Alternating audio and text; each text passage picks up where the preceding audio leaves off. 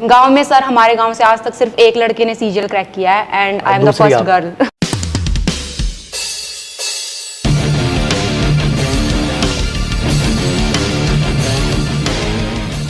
Hello my dear students, आप सबका स्वागत है एक बहुत ही बेहतरीन और एक नेचुरल इंटरव्यू में। इस इंटरव्यू में सीधी बात करने की कोशिश करेंगे और सच्चाई बताने की कोशिश करेंगे जो हमारे साथ स्टूडेंट है 2019 से, ठीक है, और जिनको पहले से पता था उनका फर्स्ट अटेम्प्ट में ही पेपर निकलेगा। मैंने हमेशा कहा है स्टूडेंट्स दो टाइप के होते हैं, एक वो जिन्हें एग्जाम देने के बाद पता लगता है कि हाँ मेरा एग्जाम अच्छा गया है, इस बार सिलेक्शन हो सकता है, तो कहीं ना कहीं उनकी प्रिपरेशन में कोई ना कोई तो कमी थी। और ना हमेशा मेरे शब्द यही रहे हैं, एग्जाम से पहले एग्जाम का रिजल्ट पता होता है। वो हमने 12th में भी घर वालों को झूठ बोल देते थे कि हमने पेपर दिया है, देखते हैं कितने परसेंटेज मार्क्स आएंगे। 12th में भी स्टूडेंट्स ऐसे होते तो बहुत ही बेहतरीन, वो बता देते थे 80 से 85% के बीच मार्क्स आने वाले हैं या 85 से 90 के बीच मार्क्स आने वाले हैं, ठीक है। तो हमारे साथ एक बहुत ही बेहतरीन स्टूडेंट जिन्हें अपना फ्यूचर पहले से पता था, जो हर स्टूडेंट को होना भी चाहिए। ग्रेजुएशन में था, क्या था, मैं सारी चीज़ें नहीं बताऊँगा, वो खुद बताएंगे, आपको ज़्यादा अच्छा लगेगा। सिंपल तरीके से मैं ये कहूँगा, इन्होंने पेशेंस रखते हुए अपने आप को सेल्फ मोटिवेट किया है। किसी के मोटिवेशन की इनकी कोई ज़रूरत नहीं पड़ी। एज अ टीचर्स, जो भी इनकी लाइफ में टीचर्स रहे, उन्होंने इनका मार्गदर्शन किया, लेकिन जब जब समय पर इनको मोटिवेशन की ज़रूरत पड़ी, इनका मोटिवेशन ये अपने आप में खुद बनी। और प्लीज़ आप भी ऐसा ही करिएगा। सो हमारे साथ हमारी बहुत ही बेहतरीन स्टूडेंट, जिन्हें अब स्टूडेंट कहने का हक परमपिता परमात्मा की दुआ से हम खो चुके हैं, क्योंकि अब वो एक ऑफिसर हैं और अब वो एक बेहतरीन रैंक के साथ ऑफिसर है। सो परमपिता परमात्मा करे बेहद जल्द ये शब्द आपके गुरु आपके लिए भी बोल रहे हो। सो हमारे पास है डिम्पल छिकारा, जो अपने कहाँ से वो बिलोंग करती हैं, क्या उनका रैंक आया है, क्या उनकी पोस्ट है, छोटा सा इंटरव्यू आपको देंगी और बहुत प्यारे प्यारे क्वेश्चन हम आपके साथ बाकी जोड़ेंगे। सो वेलकम है हमारे साथ डिम्पल छिकारा जी। बताइए बेटा, आपने क्या किया, कैसे क्या, स्टार्टिंग से छोटी सी जर्नी, आप कहाँ से बिलोंग करते हैं वो भी। Sir, first of all, thank you for inviting me on this wonderful platform. So first of all, my name is Dimple and I belong to Sonipat, and from Sonipat I belong to a very small village चिरसमी। So starting से मैं बात करूँगी तो मैं belong करती हूँ चिरसमी गांव से। तो मेरी जो 1st to 5th तक स्कूलिंग हुई है वो हुई है गांव में, गांव के स्कूल में हिंदी मीडियम से। देन 6 to 12 जो मेरी स्कूलिंग हुई है वो हुई है गन्नौर में, गन्नौर के इंग्लिश मीडियम स्कूल से। एंड 11th-12th में मेरे पास पीसीएम थी एंड स्टार्टिंग से ही जो है मैं टॉपर भी रही हूँ। और स्टार्टिंग से, इसलिए मैंने इंट्रो में बताया कि yes, एकदम कूल है, आप स्टार्टिंग से मेहनत कीजिए, ठीक है। एंड देन आफ्टर 12th मैंने जो है बीएससी मैथ्स ऑनर्स की है, और बीएससी मैथ्स ऑनर्स में मैंने फर्स्ट ईयर से ये डिसाइड कर लिया था कि मतलब सीजीएल करना है। स्टार्टिंग में मैंने सोचा था पीएचडी के लिए, बट फिर मुझे लगा कि नहीं, वो ज़्यादा टाइम लग रहा है, तो सीजीएल मुझे थोड़ा लगा कि हाँ सही है, टाइम में अचीव हो जाएगा। तो इसीलिए मैंने सीजीएल का गोल सेट किया कि हाँ यही करना है। फर्स्ट ईयर में मैंने मतलब सारे देखा कि क्या कुछ सिलेबस है, क्या कुछ है, मुझे कहाँ से शुरू करना चाहिए। बेसिकली बात यह है कि कहाँ से मुझे शुरू करना चाहिए। एक जो सब्जेक्ट था होते इसमें मैथ्स, इंग्लिश, रीजनिंग, वो मुझे डेफिनेट थे क्योंकि मेरे स्टार्टिंग से भी सही रहे हैं, तो वो मैं कर लूँगी। जीएस मेरी बिल्कुल वर्स्ट है जिसको मैं कहूँगी। मतलब थ्योरेटिकल पार्ट में ज़्यादा इंटरेस्ट नहीं था, मतलब क्योंकि साइंस बैकग्राउंड से हैं तो डेफिनेटली नहीं था जीएस इतनी। बस ये था जो फिजिक्स केमिस्ट्री थी वो मेरी अच्छी थी, बाकी इसके अलावा तो मुझे हिस्ट्री पॉलिटी में ये भी नहीं पता थी होता क्या है। मतलब वहाँ आपने एकदम जीरो से स्टार्ट किया? बिल्कुल जीरो से स्टार्ट किया। मैथ्स, इंग्लिश में स्टार्टिंग से इंटरेस्ट था? इनफैक्ट मुझे जीएस में ये भी नहीं पता था सब्जेक्ट कौन कौन से होते हैं, ये मुझे कोचिंग पे आने के बाद पता चला, अच्छा ये सब्जेक्ट होते हैं, ये मुझे प्रिपेयर करने हैं। तो ऐसे था। वैसे तो मेरा मैथ्स इंग्लिश मतलब शुरू से काफ़ी अच्छा रहा है, बट फिर भी जो सीजीएल का मैथ्स इंग्लिश होता है उसके लिए मतलब काफ़ी एक्स्ट्रा एफर्ट्स मुझे लगाने पड़े। जो मतलब मेरी अब तक की स्कूलिंग थी और कॉलेज लाइफ में जो मैंने पढ़ा उससे काफ़ी अलग थी इंग्लिश और मैथ्स। तो उसके लिए तो डेफिनेटली बहुत स्ट्रगल किया। हम मैथ्स में स्टार्टिंग में मतलब मेरे को चीज़ें आती थी, पर सीजीएल की जो नेसेसिटी होती है वो ये होती है कि कम से कम टाइम में हम ज़्यादा से ज़्यादा क्वेश्चंस को सोल्व करें, तो वो नहीं थी स्टार्टिंग में। तो उसी को प्रैक्टिस से बार बार प्रैक्टिस बहुत ज़्यादा किया। एक एक बुक को पता नहीं मैंने 8-8, 10-10 बार किया होगा। भाई मैं यहाँ पर एक बात ज़रूर कह दूँ, देख लो इनके शब्द हैं, एक एक बुक को 8 बार किया है। इसका मतलब सिंपल एक चीज़ रखिए, जब तक आपको कई बार ऐसा एहसास होता है ये चीज़ हमें समझ आ गई, बट हमें ये समझने में इतना वक्त लग जाता है कि जो तुम्हें समझ रहे हो कि समझ आ गया, आखिरकार वो समझ आया नहीं है। समझ रहे हो जो मैं समझाने की कोशिश कर रहा हूँ आपको। सो मेरे दोस्त, एक ही किताब को ढंग से अच्छे से रिवाइज कीजिए। रिवीजन और प्रैक्टिस दो फैक्टर लेके चल सकते हैं। कंसिस्टेंसी कहेंगे सबसे ज़्यादा, कंसिस्टेंट होना बहुत बहुत ज्यादा जरूरी है। भले ही आप बीमार हो, कुछ भी हो, ठीक है। मतलब घर में चाहे कुछ भी चल रहा हो आपके, बट फिर भी पढ़ना है। कंसिस्टेंसी बिल्कुल मेंटेन रखनी है। ये नहीं है कि कुछ भी गलत हो रहा है आपके घर में और आप फिर भी मतलब ये सोचे कि चलो नहीं आज पढ़ाई नहीं हो पाई है, माहौल ने कल से दे, नहीं, जिस दिन कुछ गलत हुआ है मतलब आपके साथ कुछ भी, तो उस दिन तो और ज्यादा पढ़ना है कि नहीं आज तो और 2 घंटे पे ज्यादा पढ़ना है। तो इस तरह की मेरी मतलब स्ट्रेटेजी रही है कि जब जब ऐसा कुछ टफ टाइम आता है ना तो मैं और ज्यादा मोटिवेट होती थी कि अब तो और ज्यादा पढ़ना है। तो इस तरीके से मेरा रहा है। तो भाई ये वो स्टूडेंट्स ध्यान दे जो हमेशा, इवन आप लोग तो क्लासेस के लिए भी बहाना बना देते हो कि आज ये नहीं हुआ तो ये है। सो मुसीबतों का हवाला देना छोड़ दो, क्योंकि ये तो मैं कह रहा हूँ कि स्टार्टिंग से स्टूडेंट रहा, अच्छा रहा, ब्रिलियंट रहा और आगे जाके उसने अच्छा किया, लेकिन 100% है मेरे दोस्त। ठीक है, फादर साहब आपके जो है फार्मर हैं? फार्मर है, मम्मी हाउसवाइफ है। सो एक किसान की बेटी मजाक में तो रैंक नहीं लाती।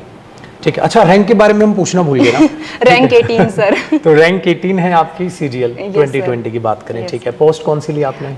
ASO इन MEA, असिस्टेंट सेक्शन तो इंटरेस्ट है आपका बाहर? यस सर, फॉरेन स्टार्टिंग में नहीं था। स्टार्टिंग में जब मैंने सीजीएल की प्रिपरेशन स्टार्ट की तो मुझे कोई गाइड करने वाला तो बिल्कुल, गाइडेंस तो जीरो था, बिल्कुल पोस्ट का तो मुझे पता ही नहीं था क्या होता है सीजीएल में। बस सिर्फ ये मैंने सुना था कि सीजीएल के थ्रू हम इनकम टैक्स इंस्पेक्टर बनते हैं। मैंने सिर्फ ये एक नाम सुना था, इनकम टैक्स इंस्पेक्टर। तो मुझे भी यही था कि शायद, और ये भी पता था कि और भी बाकी पोस्ट होते हैं, बट उसका मुझे कोई आइडिया नहीं था कि कौन कौन सी फैमिली में वगैरह में कोई गवर्नमेंट जॉब पे नहीं है। इनफैक्ट ग्रुप बी ऑफिसर तो बहुत दूर की बात है, कोई ग्रुप डी तक में भी नहीं है।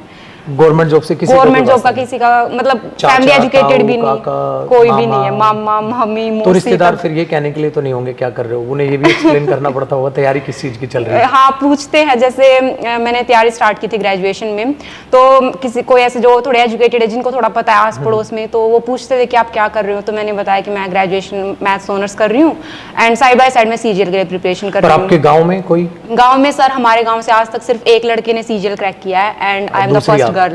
लड़का है वो, मैं पहली लड़की हूँ। आप पहली लड़की हो, एक लड़का है सिर्फ? हाँ सर, वो ASO इन रेलवेज है। चलो थैंक यू सो मच। अब ये होगा परिवार में कम से कम होता है ना, जब एक लड़की अगर बिटिया सिलेक्शन लेती है ना गांव से, तो पूरा गांव उसी लहर में अब भागेगा। बिल्कुल सर। चलिए बहुत बढ़िया है, थैंक यू। सबको हमारे पास भेजना आपको, ठीक है? Yes sir, sure. ठीक है, चलिए मेरे दोस्त, नेक्स्ट एक बढ़िया सा क्वेश्चन जो मैं हमेशा हर स्टूडेंट से पूछने की कोशिश करता हूँ। ऐसा नहीं हो सकता कि स्मूथ चलाओ। आपने बोला मुश्किलें आई, परिवार में भी बहुत सारे उतार चढ़ाव होते हैं, बहुत सारी समस्याएं आती हैं, बट आपने स्टडी पे फोकस रखा। लेकिन एक पल ऐसा जरूर आया होगा कि जब हमारा लगता है कि यार अब ये चीज़ छोड़ ही दूँ। मैं आज का जैसे एग्जाम्पल लूँ, हम लोग शनिवार इतवार में क्रिकेट खेल लेते हैं, जैसे अभी खेल के आए। तो एक स्टूडेंट है जो करीब 10 साल से तैयारी कर रहा है, मतलब बहुत छोटा सा था, अब तो 19 साल का हो गया। ठीक है, 7-8 साल में ही उसने क्रिकेट खेलना स्टार्ट कर दिया था। वो पिछले 4 मैच से चल नहीं रहा है। तो आज जब वो आउट हुआ तो उसके 3 कैच ड्रॉप हुए, 4th कैच पकड़ा गया, तब वो आउट हुआ। मतलब तरीके से 4 बैटिंग ले ली उसने। आते ही आज बोला सर मन कर रहा है क्रिकेट छोड़ दूं। उसकी आंखों में हल्की नमी थी। तो मैंने तो उसको समझा दिया, ठीक है, बट वो तो मेरे शब्द हो गए आर्टिफिशियल।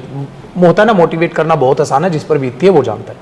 मैं आपसे वो पूछना चाह रहा हूँ, एक पल 100% ऐसा आया होगा, या हो सकता है बार बार आया हो। बार बार अगर वो बार बार आया ना, तो बार बार में से वो पिक करना है जब ये लगा बहुत हो गया, अब मैं ये भसड़ नहीं सह सकती, ये छोड़ती हूँ, कुछ और करती हूँ, या कोई भी एक ऐसा पल कि नहीं जाना इस साइड।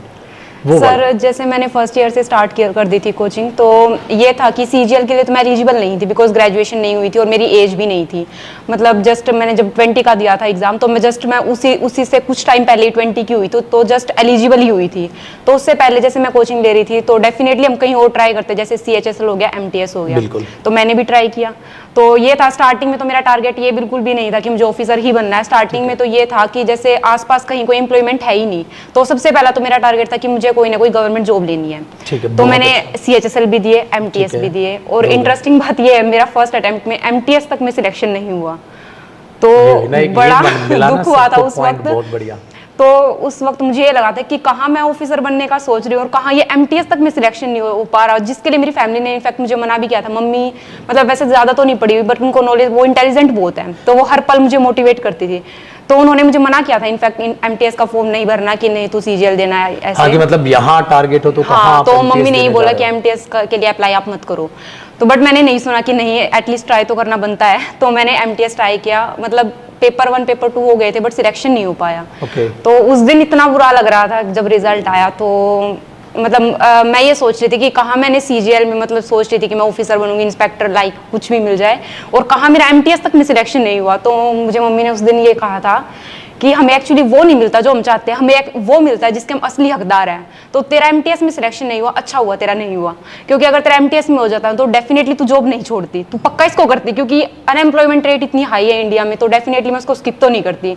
और जॉब के साथ तेरी वो तैयारी नहीं हो पाती कि ऑल इंडिया रैंक 18 लायक, मतलब ऐसी तैयारी तो बिल्कुल भी नहीं हो पाती। तो मम्मी ने यही कहा कि नहीं, एक दिन आएगा ऐसा जरूर जिस दिन मतलब तुझे बहुत बहुत अच्छा मिलेगा इससे, और फाइनली वो बात सच हुई है। आज फर्स्ट अटेम्प्ट में ऑल इंडिया रैंक 18 और एमटीएस में नहीं हुआ सर, और इनफैक्ट सर मेरा सीएचएसएल भी नहीं हुआ था।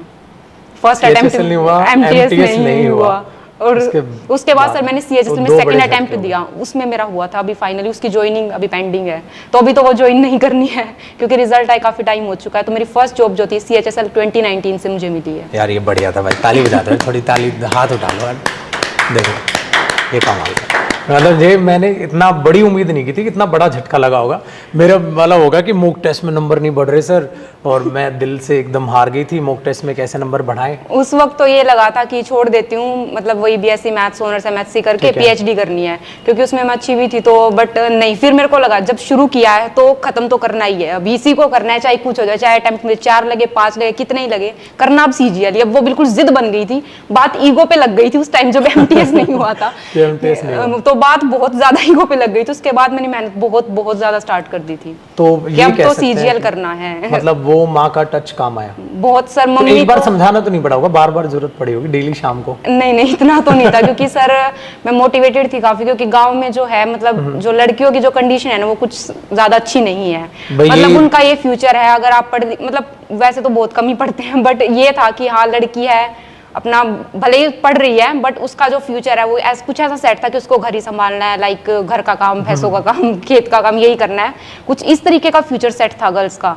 बट मुझे वो पसंद नहीं था बिल्कुल भी कि मुझे तो ऑफिसर ही बनना है, ये बात बिल्कुल स्टार्टिंग से थी मेरे माइंड में। ये हो गया, और इतने उस माहौल में रहते माहौल था कि तैयारी करो, ये वक्त बदलना है, सबसे बड़ी चीज थी ये वक्त बदलना चाहिए, जो मतलब हालात है ना आज वो नहीं रहेंगे, ये थी सबसे बड़ी बात। अच्छा आपने आंसर किया। और मेरे हिसाब से भाई अगर अब भी किसी स्टूडेंट को दिमाग में नहीं बात जाएगी ना मेरे दोस्त, तो इस इंटरव्यू का वाकई में कोई फ़ायदा नहीं, क्योंकि कई बार ये स्टूडेंट ये सुनना चाहता है कि हर इंटरव्यू को मैं भी इसको उस मोड पे लेके आऊँगा इंटरव्यू को, कि इंग्लिश की तैयारी कैसे की, मैथ्स की कि जीएस की कैसे की, रीजनिंग की कैसे की। बट इन शॉर्ट बताएं तो पढ़ाई की दिल से की। और इसके अलावा जो मैं आपको पॉइंट पहले इस इंटरव्यू में देना चाह रहा हूँ ना, प्लीज़ उन पर गौर कर लीजिएगा। खाली पढ़ने से सिलेक्शन नहीं होता, ये बात को बहुत जल्दी समझ लीजिएगा। आपको अपने लिए ही खुद टीचर बनना है, अपने लिए ही खुद आपको मोटिवेटर बनना है। पूरे गांव में इनके कोई ऐसा नहीं कि जो गवर्नमेंट जॉब कर रहा है जिसको देख लें, या प्यास पड़ोस में चलो सब कर रहे हैं आप भी कर रहे हो, उसको लीड कर रहे हो, ठीक है, लेकिन आप जहां लीडर की तरह उभर के उस विलेज से निकल के आते हो ना, बहुत टफ होता है, ठीक है, जो शायद शब्दों में दिख नहीं पाएगा। वो मैं फैक्ट बताऊं तो शब्दों में दिख नहीं पाएगा। इन्होंने बोल दिया एमटीएस नहीं निकला, सीएचएस नहीं निकला, मैंने डायरेक्ट रैंक उठाई है सीजीएल में, ठीक है, बट वो पल शायद हम एक्सप्रेस भी ना कर पाए, ठीक है, ऐसा हमारे साथ सबके साथ हुआ है। चलिए भाई, अब नेक्स्ट पड़ाव है हमारा हैशटैग पड़ोसी फैक्टर, ठीक है। देखो पड़ोसी 2 टाइप के होते हैं, एक पढ़े लिखे और एक ऐसे होते हैं जिनको पता कुछ नहीं होता बट आपको ज्ञान बहुत बांटते हैं। तो जब बात हो रही थी हमारी डिम्पल से, तो उन्होंने एक बहुत अच्छा पॉइंट बताया, तो मुझे लगा ये वाला जरूर हमसे जो है मिस नहीं होना चाहिए, इंटरव्यू में डालना चाहिए। तो एक हैशटैग पड़ोसी हम इसको लग के डाल रहे हैं। बताना वो किस्सा जो आप बता रहे थे अभी। हाँ सर, तो जैसे मैं बता रही थी कि जैसे पूछते हैं, जैसे हम प्रिपरेशन कर रहे होते हैं कि आप क्या कर रहे हो, तो मैं बताती थी कि मैं सीजीएल के लिए प्रिपेयर कर रही हूँ। तो मोस्टली को तो नहीं पता था कि सीजीएल क्या होता है क्या नहीं होता है। जिनको थोड़ा बहुत पता था वो कहते थे कि सीजीएल मतलब वेरी गुड, बहुत अच्छा है, बहुत प्रेस्टिजियस जॉब्स यहाँ से हम ले सकते हैं, बट सीजीएल ये मानिए नेक्स्ट टू इम्पॉसिबल है, नहीं हो पाएगा सीजीएल बहुत टफ होता है, पता नहीं कैसे बच्चे आते हैं सीजीएल, मतलब ये मुझे भी इनफैक्ट ये फील होने लग गया था कि सीजीएल क्रैक करने वाले शायद एलियंस आते होंगे आई थिंक। तो इस तरह की बिल्कुल मेंटालिटी बन गई थी कि सीजीएल तो नहीं होगा। पर फिर मैंने भी ये सोच लिया था कि जो हो नहीं सकता एक्चुअली में वही करना है, क्योंकि जो इजीली मिल जाए ना हमें उन चीज़ों की कदर नहीं होती। और जिस चीज़ के लिए हम बिल्कुल बहुत लड़े हैं, बहुत मुश्किलों से हमने जो चीज़ हासिल करी है, एट लास्ट हमें उसी चीज़ की बहुत ज़्यादा कदर होती है। तो बिल्कुल यही था। और जब मैंने स्टार्ट की थी कोचिंग फर्स्ट ईयर से, तो सभी यही कहते थे कि जैसे मैंने दोनों चीज़ें स्टार्ट की थी कि मतलब ग्रेजुएशन में मैं बहुत अच्छा कर रही थी और यहाँ पे भी, तो सबने ये कहा था कि मतलब दोनों चीज़ें अगर साथ लेके चलेगी ना तो किसी में नहीं होना, ना तेरी ग्रेजुएशन होगी मतलब वहाँ अच्छा। भी नहीं हो पाएगा तो और इसमें यहाँ पड़ोसी भी के साथ साथ फ्रेंड्स भी इन्वॉल्व थे? मोस्टली बोल देते हैं। ये कॉमन सलाह। हाँ मतलब एक जो नॉर्मल मेंटेलिटी होती है वो कुछ इस टाइप की होती है कि ऐसे दो नाव में पैर रखेगी ना तो नहीं हो पाएगा। अच्छा। ना तू उधर की रहेगी ना उधर की क्योंकि रहेगी। आप प्लान ए और बी दोनों लेके चल प्लान रहे ए थे। और बी में दोनों लेके चल रही थी, तो Graduation यही भी कहा है। कि या तो एक प्लान लो या फिर मतलब नहीं हो पाएगा, ऐसे यही कहा था। बट मैंने यही सोचा कि नहीं, क्योंकि मेरे को हर हाल में कामयाब होना ही था, क्योंकि पेरेंट्स की उम्मीदें जुड़ी हुई थी और हमारे वहाँ पे इतना ज्यादा पढ़ाते भी नहीं है लड़कियों को, मतलब पढ़ाते हैं पर फिर भी वो एक मेंटेलिटी है ही कि बस पढ़ाई और जस्ट शादी कर दिया, जो आगे वाले वो खुद देखेंगे करना क्या है क्या नहीं करना। बट मेरे को ये था मेरे को कामयाब तो होना ही है, मतलब सिर्फ ये जो मैं पढ़ाई करूँ नाम के लिए नहीं करनी है, मुझे एक्चुअल में कामयाब भी होना है, एक अच्छी पोस्ट पे मुझे जाना है। और आपके पास दो ऑप्शन हो गए, एक तो लिमिटेड टाइम में भी करूंगी, लिमिटेड टाइम, क्योंकि फैमिली इतना ज्यादा टाइम में भी ना देती। हाँ, नहीं बट आपने जैसे बताया भगवान करे सबके माँ बाप sir. ऐसे ही बने, क्योंकि हम कह देते हैं बट मेरे दोस्त माँ बाप अच्छे भी होते हैं, माँ बाप बुरे भी होते हैं, अच्छे टीचर भी होते हैं, बुरे टीचर भी होते हैं, अच्छे दोस्त भी होते हैं, बुरे दोस्त भी होते हैं, ये फैक्टर है। कई पेरेंट्स को हमने देखा है जो नहीं करते सपोर्ट, वो बच्चा कर सकता है, लेकिन जो आपने बट बताया सर मेरे केस में फैमिली बहुत बहुत ज़्यादा सपोर्टिव थी, उनके लिए तो सर मैं जो भी वर्ड्स कहूँ वो कम ही है। मतलब पापा वैसे तो गांव से ही बिलोंग करते हैं, पापा मम्मी दोनों ही, बट फिर भी उनका जो सपोर्ट था ना, वो जितना एक बेटे को सपोर्ट करते हैं ना, बिल्कुल उसके बराबर का ही मुझे किया है। सुबह जैसे क्लासेस होती थी 7 बजे से स्टार्ट हो जाती थी, 7 बजे GS की क्लास ऐसे होती थी, तो 6 बजे घर से निकलना पड़ता है, बिकॉज सोनीपत से गाँव का रास्ता 1 घंटा लग जाता है। तो मैं सुबह 6 बजे निकलती थी, ठंड में तो बिल्कुल ऐसे अंधेरा होता है, बिल्कुल सुनसान रोड। तो कभी फैमिली ने ये नहीं कहा कि नहीं हम नहीं भेजेंगे इतनी जल्दी, उनको था कि हाँ, उनको कॉन्फिडेंस भी था कि ये कर लेगी जरूर, इतनी मेहनत करिए तो हमें भी इनको सपोर्ट करना चाहिए। और एक ये भी था, गांव से कनेक्टिविटी नहीं थी, तो डेली सुबह छोड़ के आना, मतलब सुबह छोड़ के आएंगे। पिताजी क्या करते थे ये चीज? पिताजी भी और भाई भी दोनों ही। तो मतलब ये कह सकते हैं डेली की डेली एक मोटिवेट तो हाँ, डेली की डेली ये था कि फैमिली इतनी मेहनत कर रही है तो डेफिनेटली मैं कहीं पे भी लैक नहीं कर सकती। और फिर शाम को जैसे आती थी, कई बार जैसे कॉलेज में भी 5 बजे तक होता था, तो कभी कॉलेज से आती, कभी कोचिंग से आती, तो शाम को फिर लेने आती। उनको कहीं जैसे काम से बाहर जाना पड़ गया तो उन्होंने वो भी पोस्टपोन किया कि नहीं, डिम्पल की पढ़ाई ज़्यादा ज़रूरी है, वो इतना मतलब कर रही है तो हमें भी करना है। तो वो भी है कि शाम को फिर लेके आते। कई बार मैं जैसे जल्दी क्लासेस हो जाती तो मैं जल्दी भी आती, तो उस टाइम भी पेरेंट्स बिल्कुल अपना काम छोड़ के मतलब मुझे फर्स्ट प्रायोरिटी पे रखा हमेशा, कि जब ये इतना मतलब उनको था कि हाँ ये कर लेगी कुछ ना कुछ जरूर अच्छा। बट वो आपने प्रूव भी तो किया। आज जिस बच्चे को ये कहना पड़े थोड़ा आराम भी कर लो तो हाँ, बिल्कुल ये नहीं। चलो मतलब ये कह सकते हैं एक घर परिवार एक छोटा सा दायरा जिसमें आपका परिवार है, आप हैं, बहुत अच्छे से चल रहे हैं और नेगेटिव एनर्जी को आने नहीं दी। बिल्कुल सर, ये कह सकते ना, चाहे वो पड़ोसी हुआ चाहे वो कोई भी कोई भी है, नेगेटिव को तो बिल्कुल आने ही नहीं दिया। पेरेंट्स बिल्कुल ये थे कि नहीं मतलब तू पढ़ आराम से, हम देख लेंगे जो भी है। और एक ये भी था प्रिपरेशन के टाइम, जैसे मैंने लाइब्रेरी ज्वाइन नहीं की थी, क्योंकि जैसे ग्रेजुएशन में तो मैंने कोचिंग अपनी सारी कंप्लीट कर ली, सर मास्टर्स मैंने डिस्टेंस से करी है, क्योंकि मेरे को ये फील हो गया था थोड़ा सा कि CGL अगर मुझे करना है तो मुझे इसको टॉप प्रायोरिटी पे रखना होगा। तो बिल्कुल जैसे MSc मैंने करी है, वैसे तो बहुत अच्छे से करी है, बट उस टाइम पे वो सेकंड प्रायोरिटी थी मेरी, फर्स्ट प्रायोरिटी जो थी वो CGL थी। तो उस टाइम घर पे थी, तो घर पे जैसे वैसा माहौल नहीं है कि बिल्कुल शांत हो, तो नॉइस बहुत ज्यादा होते हैं, डिस्टर्बेंस, कभी कोई इधर से म्यूजिक बजा रहा है, कभी कोई उधर से, तो ये डिस्टर्बेंस बहुत ज्यादा थी। तो बट उस टाइम यही था कि मुझे फोकस्ड रहना है, चाहे कहीं से कितनी भी डिस्ट्रैक्शंस क्यों ना आ रही हो। मुझे मेरा जैसे वो अर्जुन थे ना महाभारत में, कि वो बिल्कुल मछली की आंख उनको दिख रही है, वहीं पे निशाना लगना चाहिए, भले ही डिस्ट्रैक्शंस इधर उधर कितनी ही क्यों ना हो। तो मेरा भी सेम ऐसा ही था, भले ही मेरे आसपास कितने भी लाउड नॉइस में म्यूजिक चल रहा है, कुछ भी चल रहा है, पर मुझे फोकस्ड रहना है, मॉक टेस्ट करना है तो बिल्कुल उसी में लगे रहना, भले ही कोई आके कुछ भी कह रहा है, मुझे ध्यान ही नहीं देना उस चीज पे। तो ये भी गई नहीं आप, मतलब लाइब्रेरी नहीं ज्वाइन, लाइब्रेरी मैंने ज्वाइन नहीं की। वैसे पेरेंट्स ने कहा था कि अगर तुझे लगता है लाइब्रेरी ज्वाइन कर ले तो कर ले, कोई नहीं हम कर लेंगे एडजस्ट, सुबह छोड़ के आना देन शाम को लेके आना। पर मुझे ऐसा लगा कि नहीं, पेरेंट्स बहुत ज्यादा परेशान हो जाएंगे, पहले से बहुत ज्यादा है ऑलरेडी, मतलब बहुत कुछ कर रहे हैं। तो मुझे लगा कि नहीं, मैं घर पे रह के जैसा भी मुझे है मैं मतलब एडजस्ट कर लूंगी उसको। तो मैंने घर पे ही तैयारी की है। किया। तो भाई आप लोग भी प्लीज घर को मंदिर बनाने की कोशिश करें और घर को ही लाइब्रेरी बनाने की कोशिश करें, और घर वाले अगर सपोर्ट ना करें तो प्लीज उन्हें समझाने की कोशिश करें। और डिम्पल का आप एग्जाम्पल दे सकते हैं, क्योंकि इन्होंने सिंपल शब्दों में बोला है, मेरा परिवार है जिसके सहारे मैं हमेशा रही हूँ और उसी ने मुझे आज यहाँ तक पहुँचाया है। सो ये फैक्टर प्लीज़ आप याद रखिएगा और अपनी फैमिली वालों को भी इंटरव्यू दिखा दीजिएगा अगर आपके माँ बाप सपोर्ट नहीं करते हैं तो उस फैक्टर में, क्योंकि जब जब आप डाउनफॉल पे जा रहे होते हैं ना, कोई मोटिवेशनल वीडियो काम नहीं आती मेरे दोस्त, लिख के ले लीजिए। जो माँ बाप होते हैं ना या भाई बहन होते हैं, जब वो डायरेक्ट आपको बोल रहे होते हैं ना, क्योंकि वो उतना नज़दीक से सिर्फ वो आपको जानते हैं, आपकी हिडन जो है ना काबिलियत, वो उसको वो जानते हैं। सो वो आपको बहुत बेहतर मोटिवेट कर सकते हैं। सो प्लीज़ अपने घर वालों से जितना टच में रहें, जितना ज़्यादा इमोशनली भी, ठीक है, आप जितना ज़्यादा उनसे टच में रहेंगे ना, उतना ही बेहतरीन आप रिजल्ट लाइफ में, खाली जो भी नहीं, लाइफ में बहुत उतार चढ़ाव आएंगे। अभी भी लाइफ ये नहीं कि स्मूथ जाएगी, अभी जॉब्स में भी कुछ ना कुछ आने वाला है। तो हमेशा रखिएगा, मुसीबतों को कभी टालना नहीं, उनको फेस करना है। सो डिम्पल, अब तैयारी के बारे में बताइए, कैसे तैयारी स्टार्ट की? मतलब पहले से सेल्फ स्टडी के बारे में सोचा या कोचिंग की बारे में ही डायरेक्ट सोचा? कैसा क्या पॉइंट था आपका उस बारे में? सर स्टार्टिंग में मैंने फर्स्ट ईयर जैसे हाफ कंप्लीट हो गया था, तो मैंने सोचा कि किसी इंस्टीट्यूट को ज्वाइन करती हूँ। जैसे खुद से करने में ये होता है कि हमें चीज़ों का पता नहीं होता ज़्यादा, तो हम करते चले जाते हैं, ये नहीं पता होता कौन सी चीज़ कहाँ तक करनी है, कितनी करनी है, कौन C paper point of view से इंपॉर्टेंट है, कौन सी नहीं है। तो इसलिए मैंने मतलब डिसाइड किया कि कोचिंग करनी है। तो मैंने एक लोकल इंस्टीट्यूट ज्वाइन कर लिया सोनीपत में ही। बट मुझे जैसे कुछ टाइम बाद ऐसा फील हुआ कि वो जो है हरियाणा बेस्ड एग्जाम्स को ज़्यादा कवर कर रहे हैं। मुझे ऐसे टीचर्स की तलाश थी जो स्पेशली सीजीएल को फोकस करे, क्योंकि मेरा टारगेट स्टार्टिंग से ही सीजीएल था। तो फिर मुझे आपके बारे में पता चला, फिर मुझे पता चला कि मैथ्स राकेश यादव सर बहुत अच्छा कराते हैं, इंग्लिश जयदीप सर से, रीजनिंग अरुण सर से, और जीएस बाकी फैकल्टीज से। तो फिर मैंने देखा कि ये जो बैचेस है ना, ये प्री टू मेंस लेवल तक के हैं। जैसे मैंने एक बार कोचिंग ले ली तो मुझे दोबारा लेने की जरूरत नहीं है। ये नहीं है कि अभी प्री हो गया तो मेंस के लिए दोबारा मैं जा रही हूँ। तो बिल्कुल एक बार स्टार्ट की और बिल्कुल एंड तक, बिल्कुल बेसिक से लेकर एडवांस लेवल तक सारा लेवल मेरा जो है इसमें कवर हो गया। तो मुझे ऐसी ही तलाश थी और वो तलाश फाइनली यहाँ के खत्म हुई। तो मैंने स्टार्ट कर दिया और सारी चीज़ें बिल्कुल बेसिक से एडवांस तक ही कराई गई। और जो मतलब था कि इंग्लिश वैसे तो मेरी सही थी, बट फिर भी जो कॉम्पिटिटिव की इंग्लिश होती है वो काफ़ी अलग होती है। ऐसी ऐसी चीज़ें मुझे आगे पता चली जो एक्चुअली मैं 12th तक पढ़ती आ रही थी कि नहीं ये ऐसे होता है, तो पता चली नहीं ऐसा तो होता ही नहीं है, ये ऐसे होती है।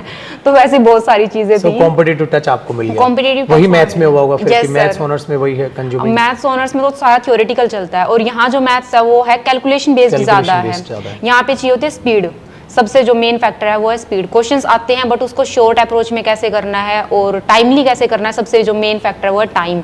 सीजीएल में सबसे बड़ी चीज़ यही है। तो वो सब मुझे यहाँ के बिल्कुल अच्छे से पता चला कि कैसे क्या होता है, हर एग्जाम का पैटर्न, सिलेबस बिल्कुल कि हाँ ये चैप्टर यहाँ तक करना है, इसको में ये नहीं है कि लगे रहे। एक चैप्टर की एक लिमिट है कि इसको यहाँ तक इतना कर लो, काम चल जाएगा इतने में। तो बिल्कुल वो सारी चीज़ें मुझे पता चली कि ऐसे ही हर सब्जेक्ट में ऐसे ही। और रीजनिंग में मेरी काफी ऐसा करते हैं, एक एक करके लेते हैं हम। पहले मैथ्स को करते हैं। मैथ्स में एक बच्चा है जैसे कोचिंग कर रहा है, जो कोचिंग पे कराया वो रिवाइज किया, आगे पढ़ लिया, ठीक है, एक तो ये हो गया।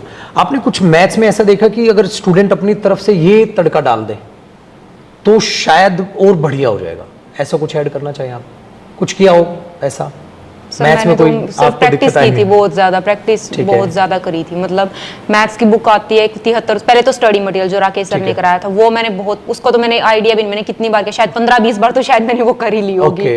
और उसके बाद सर ने हमें गाइड किया था कि जैसे उन्होंने बताया था कि आपको कैसे प्रिपरेशन करनी है। तो उन्होंने यही बताया कि पहले आप स्टडी मटेरियल करो अच्छे से, मतलब जब आपको लगे कि आपको बहुत अच्छे से आ गया है और आपकी बिल्कुल इस पे कमांड बिल्कुल मतलब स्ट्रॉन्ग है, तब आप जा सकते हैं। 73 सो करके एक बुक आती है राकेश यादव रीडर्स पब्लिकेशन की, तो वो बुक ले लेना, वो मैंने ले ली थी। वो प्रीवियस ईयर एग्जाम, हाँ प्रीवियस ईयर एग्जाम होते हैं, चैप्टर वाइज करके होती है। तो मैथ्स में हम शॉर्ट ये कर सकते हैं कि प्रैक्टिस सबसे ज्यादा मैटर आपके लिए, प्रैक्टिस सबसे ज्यादा। और जिसकी कैलकुलेशन, जैसे मेरी तो कैलकुलेशन ठीक थी, पर जिसकी नहीं है उसको स्पेशली इसके लिए भी टाइम डिवोट करना पड़ेगा, कैलकुलेशन के लिए अलग से सेपरेट टाइम निकालना चाहिए, ठीक है। ऐसा ही अब इंग्लिश की फैक्टर की बात करते हैं। इंग्लिश में कैसा क्या आपको लगा, जैसे मैथ्स में आपने बताया? इंग्लिश में सर एक तो जैसे आपकी बुक आती है वॉल्यूम 1 और वॉल्यूम 2 करके, वो मैं मिल गई थी बुक वहीं से। वो तो स्टडी मटेरियल प्रोवाइड हो गया था, स्टडी मटेरियल। तो उसी को मैंने पूरा पहले तो सबसे पहले तो नोट्स जो मतलब मेन चीज है कि जो आपने कराया था बिल्कुल बहुत अच्छे से, वो मैंने नोट्स साथ साथ प्रिपेयर कर लिए थे। और उन्हें को पता नहीं वही है मल्टीपल टाइम्स 15, 20, 30 बार पता नहीं कितनी बार उसको रिवाइज किया। फिर उसके बाद वॉल्यूम 1 वॉल्यूम 2 उसमें सारी प्रैक्टिस दी होती है, वो सब किया। वॉल्यूम 1 वॉल्यूम 2 में वो कैब भी है, वो 40 स्टेप करके है। अच्छा, वो कैब का ऐसा क्या फैक्टर रखा? मतलब चलो भाई याद कराया वो तो हो गया, हम टीचर तो याद करा देता है, अलग से कैसे कुछ वोकैब में किया? अच्छा पहले ये बताओ आपका वोकैब कैसा था, मतलब पढ़ते ही याद हो जाती थी या ऐसा नहीं? मैंने सिर्फ ये नहीं था, मेरे को ये नहीं था कि वो कैब एक बार बैठे तो उसको याद ही करना है। मैंने जो मेथड जो फॉलो किया वो कैब वो था रीडिंग, मतलब Okay. रीडिंग करो बार बार बार बार, उसको तो शायद मैंने बहुत बार रिवाइज किया होगा, जैसे फ्री होते ना तो बार बार उसको रिवाइज कर ले। अच्छा, तो माइंड मतलब वर्ड पावर अगर इंक्रीज करें बार बार आपने हाँ, तो उसको बार बार रिवीजन उसको ही रिवीजन टेक्निक ही अपनी किया। apply मतलब ये नहीं है कि आज जैसे मैं पढ़ने बैठी तो मेरे को आज ही याद करनी है, बस अच्छे से पढ़ा, मतलब उसको समराइज किया कि हाँ ऐसे ऐसे ठीक है, है। उसको बार बार रिवाइज किया, बहुत बहुत बार रिवाइज किया, तो अपने आप चीजें माइंड में आ जाती है। मतलब रट्टा नहीं लगाया, रट्टा नहीं लगाना, रीडिंग स्किल्स, उसकी बार बार हाँ बार बार रीडिंग। ठीक है, तो ये फैक्टर प्लीज याद रखिएगा। जिनकी भी वोकैब अगर उनको ये पहली बार में याद नहीं होती या याद करते हैं बार बार भूलते हैं, ठीक है, भूलना नेचुरल है, सिंपल सी बात है, बार बार रिवीजन कीजिए और रट्टा मारने की कोशिश प्लीज वोकैब को ना करें। अच्छा, और कॉम्प्रिहेंशन पार्ट की बात करें तो रीडिंग स्किल्स अच्छी थी आपकी? इतनी भी ज्यादा नहीं थी, मतलब ठीक ठाक थी, ज्यादा अच्छी नहीं थी। तो है। जैसे मैंने आपके बैच ज्वाइन किया था तो वहाँ पे आपने बताया था कि अगर आपको रीडिंग पोर्शन करना है तो सबसे पहले हमारी ग्रामर और वोकैब वो स्ट्रॉन्ग होनी चाहिए। तो अगर वो स्ट्रॉन्ग है तो आपका आधे से ज्यादा काम हो चुका है। ठीक है, तो न्यूज़पेपर वगैरह कुछ फॉलो किया? मैंने पर्सनली फॉलो नहीं किया क्योंकि मतलब मेरी ठीक ठाक थी स्किल्स, ज्यादा भी खराब नहीं थी और इतनी ज्यादा अच्छी भी नहीं थी, ठीक थी, एक एवरेज जो स्किल्स होनी चाहिए।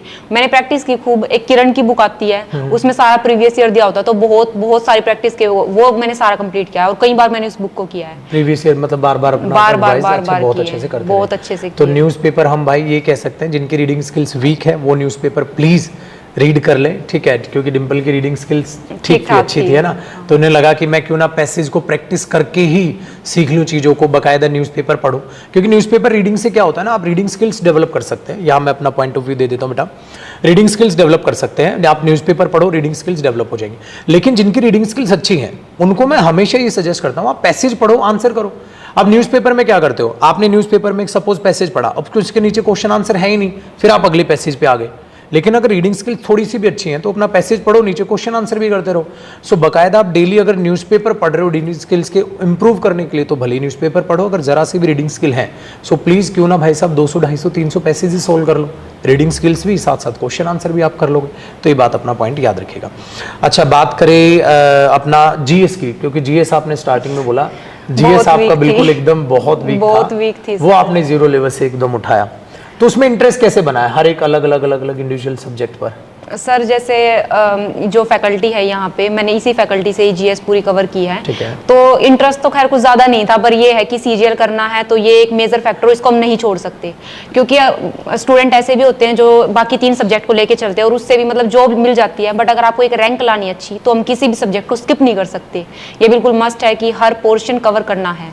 भले ही इंटरेस्ट नहीं था मेरा, पर फिर भी मैंने पढ़ी। तो पढ़ी मतलब बनाया कैसे इंटरेस्ट? थोड़ा बहुत तो बनाओगे या ऐसे ही मान के कि नहीं यार पढ़ नौकरी है तो स्टार्टिंग में तो जैसे क्लासेस ही लेती थी तो मैंने जो साथ साथ नोट्स बनते हैं तो वो नोट्स को मैंने साथ साथ बनाया और उन्हीं को बार बार मैंने रिवाइज किया, क्योंकि नोट्स में से पढ़ना मेरे को थोड़ा ज्यादा इजी लगा as compare to a book, क्योंकि बुक में मतलब इंटरेस्ट सा नहीं आता, वो ऐसे लाइन लिखी होती हैं। नोट्स में ये होता है कि हम अपने हिसाब से चीजों को लिखते हैं, क्रीम पे फोकस कर रहे हो, ये कह सकते हैं। तो ये कह सकते हैं, तो उन्हीं नोट्स को मैंने बार बार रिवाइज किया और मैंने कोई भी बुक वगैरह ऐसे फॉलो नहीं की जीएस के लिए, सिर्फ जो हर सब्जेक्ट के मैंने सेपरेट नोट्स बनाए, जैसे हिस्ट्री होगी, पॉलिटी हो गया, हर चीज होगी, इन्हीं को बार बार इन्हीं को स्टडी किया। सो अगर हम सम अप करें तो अच्छे से नोट्स, अच्छे से रिवीजन, बहुत अच्छे से प्रैक्टिस। रिवीजन बहुत करो, जितनी कर सको उतनी रिवीजन करो, हो जाएंगी चीजें कवर। ठीक है। और एक मैंने इसके अलावा स्टैटिक जीके के लिए मैंने लूसेंट और अरिहंत से ही वही किया है। 2 फैक्टर ये आए आपके, ठीक है। सो डियर, अब हम स्टार्ट कर रहे हैं एक छोटा सा रैपिड फायर डिम्पल के साथ। आपको इंटरेस्टिंग क्वेश्चंस भी मिलेंगे और आपसे रिलेटेड भी क्वेश्चन मिलेंगे। सो पहला क्वेश्चन है, पहले रेडी हो आप एकदम? Yes, sir. सो पहला क्वेश्चन कि आपको मॉर्निंग में पढ़ना पसंद है या रात वाली पढ़ाई? सर मुझे पर्सनली मॉर्निंग में पढ़ना ज़्यादा पसंद था, क्योंकि मॉर्निंग में माइंड मतलब सही होता है, आप नींद से सो के उठते हो तो सही लगता है। बाकी रात में भी जैसे स्टूडेंट्स को जिनको अच्छा लगता है उनको पढ़ना चाहिए, बाकी मुझे पर्सनली दिन में पढ़ाई और मॉर्निंग वाली पढ़ाई ज़्यादा सही लगती है। ठीक है। अच्छा, रात की नींद पूरी 8 घंटे की सोती थी या नहीं? सर डिपेंड करता है टाइम टू टाइम, जैसे किसी टाइम पे एग्जाम्स चल रहे हैं तो ज्यादा भी पढ़ना पड़ता है, तो उस टाइम पे नींद कम की, मतलब नींद सैक्रिफाइस करनी पड़ी। और कई बार जैसे ये होता है कि स्मूथली चल रहा है, आपका सिलेबस अच्छे से हो रहा है, आपके जो डेली टारगेट मैंने सेट किए थे वो कंप्लीट हो रहे हैं, तो फिर मैं मतलब सही से सो भी जाती हूं। भाई देखो, रैपिड फायर सेलिब्रिटी वाला नहीं है, ऑफिसर वाला है, तो सेलिब्रिटी वाली लुक ऑफिसर में ना ढूंढे। रैपिड फायर मतलब 10 सेकंड का रहेगा। अच्छा, आपकी फेवरेट मूवी? ध्यान नहीं है सर। देखो, ये नहीं सोच सकते हो, बना भी सकते हो, क्योंकि 2 होती है फेवरेट, एक होती है बताने वाली, एक होती है होने वाली। ऐसी कोई नहीं है सर। हाँ, बताने के लिए हम ऐसे ही बोल देते हैं 3 इडियट है, लगा ठीक ठाक, जबकि होता है ऐसा कुछ है नहीं रियल लाइफ में 3 इडियट वाला। तो फिर भी कोई भी एक ऐसी मतलब जो लगी हो कि ये मूवी थोड़ा सा ठीक है, जिसने मोटिवेट किया हो? सुपर 30 मूवी है एक, उसने आपको हाँ motivate उसमें किया? मेरे को लगा थोड़ा अच्छा सा कि लगा। हाँ देख कैसे इंस्पायरिंग वाली ऐसी फीलिंग आ रही थी उसमें ऋतिक की कि कितना acting भी स्ट्रगल अच्छी किया है, मतलब तो डेफिनेटली अगर हम क्योंकि करेंगे वो तो रिलेट करते हैं आप फिर स्टूडेंट्स के Yes, साथ, ऑफ कोर्स है वो रिलेट करते हो आप लोग। Yes sir. हाँ ये कह सकते हैं। सो भाई KGF वालों, थोड़ा प्लीज अपनी फेवरेट मूवी अच्छी करो, ठीक है। सो रैपिड फायर के बाद एक छोटा सा क्वेश्चन, मोस्ट कंफ्यूजिंग सिचुएशन कभी आपको ने फेस की हो? सर अभी जैसे मैंने MSc इसी ईयर कंप्लीट किया है, तो फाइनल सेमेस्टर के एग्ज़ाम्स थे 4th सेमेस्टर के, और उस टाइम पे ऐसा हुआ कि मेरे जो एग्ज़ाम्स थे, एक तो ये CGL का Tier 4 जो CPT होता है, जो जैसे ASO की सारी पोस्ट के लिए वो मैंडेटरी होता है, बिल्कुल। तो उसके बिना हमें ASO की पोस्ट नहीं मिलेगी अगर हमने CPT नहीं दिया, और उसी दिन था मेरा कॉलेज का एग्ज़ाम, मतलब MSc 4th सेम का एग्ज़ाम। Okay. तो मुझे जैसे डिसाइड करने में, वैसे तो खैर मुझे यही था कि CGL ही करना, ASO बनना ज़्यादा ज़रूरी था, तो बट फिर भी मुझे थोड़ा दुख तो होता ही है, क्योंकि मैं आज तक हमेशा टॉप करते आई हूँ, और डायरेक्टली रीअपियर आना तो बड़ा ही मतलब ऐसे बुरा लगता है कि और जिसमें तैयारी अच्छी कर रखी थी, उसके बावजूद भी फिर मैंने यही सिलेक्ट किया कि नहीं, मतलब ASO इन MA बनना ज़्यादा ज़रूरी है, MSc का एग्जाम बाद में दे दूंगी, तो यही मैंने डिसाइड किया। सो भैया आप लोग भी याद रखिएगा, आप लोगों के साथ भी होता है कई बार, तो आप ये कहते हो सर वहाँ सेंटर है, क्या मैं एग्जाम देने जाऊँ क्या नहीं जाऊँ? जवाब आपके पास होता है मेरे दोस्त, हमेशा जो आपने टारगेट चुना है प्लीज़ उस पर रहें, स्टिक करें। सो माय डियर स्टूडेंट्स, ये था हमारा इंटरव्यू डिम्पल के साथ। और अब भी अगर कोई स्टूडेंट मुझे ये कहता है ना कि सर मुझे अब भी मोटिवेशन की ज़रूरत पड़ रही है, तो मेरे दोस्त हमेशा याद रखो आप आलसी और निकम्मे बन चुके हैं। सिंपल याद रखिए, जो आप ड्रीम अपना लेकर चल रहे हैं और वो स्टूडेंट्स जो वो ड्रीम अचीव कर चुके हैं, उनके तो सिर्फ चेहरे से ही आपको इतना ज़्यादा मोटिवेशन मिल जाना चाहिए कि आप लोग खुद से अपने आप को मोटिवेट कर पाओ और आगे पढ़ पाओ। सो प्लीज़ अपने दिमाग में एक बात रख के चलना कि जैसे हमारे सीनियर ने मेहनत की है, वैसे ही हम लोग भी मेहनत करेंगे और एग्ज़ाम को अचीव करेंगे। और सिंपल सी एक बात बताना चाहूँगा, जो मेरा पॉइंट ऑफ व्यू है मैं वो आपके सामने लास्ट में रख देता हूँ। टीचर्स का काम होता है क्लास में पढ़ाया, आपने समझा, उस क्लास की ड्यूरेशन के बाद जो स्टूडेंट लड़ाई लड़ता है ना, वो रियल लड़ाई होती है। वो तो बड़कपन होता है स्टूडेंट्स का, कहते हैं सर मैं आपसे पढ़ा मेरा सिलेक्शन हो गया। टेक्निकली कोई भी टीचर, मैं पर्सनली मानता हूं, किसी भी स्टूडेंट का सिलेक्शन नहीं करा सकता। सर आप पूरे दिन में मैक्सिमम, जैसे मैं बात करूं, मैंने 1.5 घंटा आपको पढ़ा दिया, ठीक है, 1.5-2 घंटा आप मेरे से मिले हैं, 22 घंटे आप अपने साथ हैं, अपने परिवार के साथ हैं और अपने स्ट्रगल के साथ हैं। सो जो आपका परिवार आपका साथ देता है, आपके सच्चे दोस्त जो आपका साथ देते हैं, आपका जो घर का माहौल आपका साथ देता है, और प्लस जो आप अपने आप का जो साथ देते हो, उससे पेपर निकलता है। सो प्लीज इन 4 फैक्टर्स को मत भूल जाना। गुरु हमेशा आप लोगों के साथ रहे हैं, हमेशा रहेंगे, क्योंकि गुरु भी पहले अपना कहीं ना कहीं स्टूडेंट ही रहे थे। तो एज अ स्टूडेंट भी अगर मैं अपना पॉइंट ऑफ व्यू दूं, तो मेरे दोस्त कोई भी टीचर किसी भी स्टूडेंट का सिलेक्शन नहीं कराता, सिर्फ मार्गदर्शन करने का काम करता है। वो क्लास में पढ़ा देता है, और पढ़ने के बाद जो रियल, जो डिम्पल ने अपनी बातें बताई कि मेरा परिवार मेरे साथ खड़ा था, उन्होंने मुझे माहौल क्रिएट करके दिया है, उन्होंने हर दिन मुझे ये एहसास कराया है कि बेटा हमें आप पर भरोसा है, आंख बंद करके भरोसा है, आप मेहनत कीजिए, आपका पेपर निकलेगा, आप इस लायक हैं। क्योंकि जब आपका MTS फर्स्ट अटैम्प्ट में नहीं निकला, आपका CHSL फर्स्ट अटैम्प्ट में नहीं निकला, तो 100 लोग होते हैं कहने के लिए, या इवन कई बार हम खुद के दुश्मन खुद बन जाते हैं, ये नेगेटिविटी अपने दिमाग में लेते हुए कि जब मेरे से छोटा पेपर नहीं निकल रहा, कहाँ मैं बड़े ख्वाब देखने को लग रही हूँ। सो उस पल जो आपने अपने आप को संभाला, और ऐसी सिचुएशन हर स्टूडेंट के लाइफ में ज़रूर आएगी, उस पल जो आपने अपने आप को संभाला, जो परिवार ने आपकी सपोर्ट की, मेरे दोस्त वो चीज़ें एग्ज़ाम आपके निकालती है। सो इन शॉर्ट, खाली पढ़ाई पेपर नहीं निकालती, जो अपनी लाइफ में सच में स्ट्रगल करता है, लगातार मेहनत करता है, ये चीज़ें आपका एग्ज़ाम करेक्ट करती हैं। सो एक और बेहतरीन स्टोरी के साथ हम आपसे फिर जुड़ेंगे, और प्लीज़ इन सारे इंटरव्यूज़ का एक ही पर्पज़ है, अपने माँ बाप की रिस्पेक्ट कीजिए, अपने खुद की रिस्पेक्ट कीजिए, अपने परिवार के साथ रहिए, और दिल लगा के लगातार मेहनत कीजिए। एग्ज़ाम से पहले आपको अपना रिजल्ट पता होगा, 100% आपका सिलेक्शन होगा।